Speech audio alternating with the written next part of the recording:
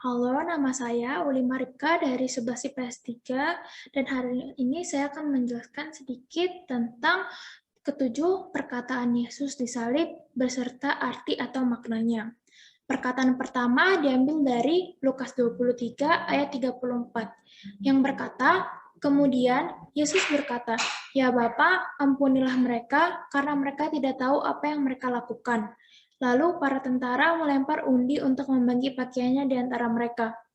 Ucapan ini ditunjukkan kepada Sang Bapa untuk para orang yang menyalibkannya. Meskipun ketidakpedulian mereka akan kebenaran Allah menjadikan mereka tidak pantas menerima pengampunan, namun doa Kristus di tengah-tengah ejekan mereka adalah ungkapan kasih yang terbatas dari rahmat dan anugerah Allah. Perkataan kedua dari Lukas 23 ayat 43 berbunyi, kata Yesus kepadanya, "Aku berkata kepadamu, sesungguhnya hari ini juga engkau akan ada bersama-sama dengan aku di dalam Firdaus." Dua penjahat yang disalib bersama Yesus dengan merupakan orang yang tidak percaya kepadanya. Namun pada akhirnya salah satu penjahat itu mengakui Yesus sebagai Mesias. Yesus meyakinkan penjahat di kayu salib bahwa ketika dia mati, dia akan bersama dengan Yesus di sorga. Dapat kita artikan juga sebagai orang yang percaya kepadanya akan masuk surga. Perkataan ketiga diambil dari Yohanes 19 ayat 26-27. Ketika Yesus melihat ibunya dan murid yang dikasihinya, di sampingnya berkatalah ia kepada ibunya, "Ibu, ini adalah anakmu." Kemudian katanya kepada murid-muridnya, "Inilah ibumu." Dan sejak saat itu, murid itu menerima dia di dalam rumahnya. Di sini, Yesus menyerahkan Maria, ibunya, untuk dirawat oleh murid yang dikasihi Yesus. Sejauh yang dicatat dalam Alkitab, Rasul Yohanes merupakan murid yang berada di lokasi penyaliban Yesus. Di sini juga dapat kita artikan bahwa kita harus mengasihi dan menghormati orang tua kita.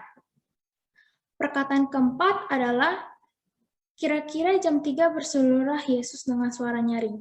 Eli, Eli, lama sabachthani. Artinya, Allahku, Allahku, mengapa engkau meninggalkan aku? Diambil dari Matius 27 ayat 46. Ucapan ini menunjukkan bahwa ketika Tuhan Yesus menanggung semua dosa dunia, dosa umatnya, Allah harus berpaling dari Tuhan Yesus karena dosa yang ia tanggung di dalam dirinya. Ini adalah kalimat yang paling sulit dimengerti di antara yang lainnya. Martin Luther sendiri pernah memikirkan ayat ini selama berjam-jam dan sampai sekarang ia tidak dapat mengartikan apa arti bahwa Allah meninggalkan Allah. Perkataan kelima diambil dari Yohanes 19 ayat 28. Sesudah itu, karena Yesus tahu bahwa segala sesuatu telah selesai, berkatalah ia supayalah genaplah yang tertulis di dalam kitab suci. Aku haus. Awalnya, Yesus menolak untuk diberi minum, namun beberapa jam kemudian ia berkata bahwa ia haus. Tentara Romawi pun memberi dia anggur asam yang merupakan minuman yang biasa disediakan pada saat penyaliban untuk orang yang dihukum. Dengan menyatakan dia haus, Yesus telah menggenapi nubuat yang ada pada Mazmur 69 ayat 21. Perkataan ke-6 diambil dari Yohanes 19 ayat 30. Sesudah Yesus meminum anggur asam itu, berkatalah ia, "Sudah selesai." Lalu ia menundukkan kepalanya dan menyerahkan nyawanya. Menurut Pastor Hamilton dalam 24 Hours menuliskan, perkataan terakhir ini adalah sebuah keseruan kemenangan, bukan seruan keputusasaan. Yesus telah menyelesaikan tugas di dunia, rencana alam sudah ia genapi, dan juga penyelamatan manusia telah dilakukan. Dengan kata-kata ini, tokoh teragung yang pernah berjalan di muka bumi ini, Allah dalam rupa manusia, menghembuskan nafas terakhirnya. Dan perkataan terakhir diambil dari Lukas 23 ayat 46. Lalu Yesus berseru dengan suara nyaring, "Ya Bapa, ke dalam tanganmu kuserahkan nyawaku." Dan sesudah berkata demikian, ia menyerahkan nyawanya.